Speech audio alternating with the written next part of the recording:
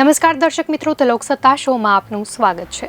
જો તમે વિશ્વના નકશા પર એક નજર નાખો તો તમને એવા ઘણા દેશો જોવા મળશે જેમના નામ પાછળ સ્થાન લાગે છે, જેમ કે હિન્દુસ્તાન, પાકિસ્તાન, અફઘાનિસ્તાન, તુર્કમેનિસ્તાન, કઝાકિસ્તાન વગેરે। શું તમે ક્યારે વિચાર્યું છે કે આ સ્થાન શા માટે આટલા બધા દેશોના નામ પાછળ લાગેલું છે? આપણા જ દેશની વાત કરીએ તો ભારતને હિન્દુસ્તાન અને આપણા પાડોશી દેશને પાકિસ્તાન કહેવાય છે।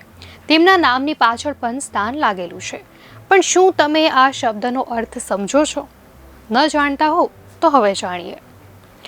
તમને એવા ઘણા દેશો મળશે જેમના નામ સ્થાનથી પૂર્ણ થાય છે, જેમ કે તુર્કમેનિસ્તાન, કઝાકિસ્તાન, અફઘાનિસ્તાન વગેરે। સોશિયલ મીડિયા પર અચાનક આ બાબતની ચર્ચા શરૂ થઈ। ઘણા સોશિયલ મીડિયા યુઝર્સે પણ આ શબ્દ પાછળ પોતાનો તર્ક આપ્યો હતો। ક્વોરા પરના એક યુઝરે કહ્યું છે, સ્થાનનો અર્થ જમીનનો એક ભાગ એવો થાય છે। જેમ કે ઘણા દેશો તેમના નામ પર જમીન મૂકે છે, જેમ કે England, Netherland, Switzerland, Thailand, Poland.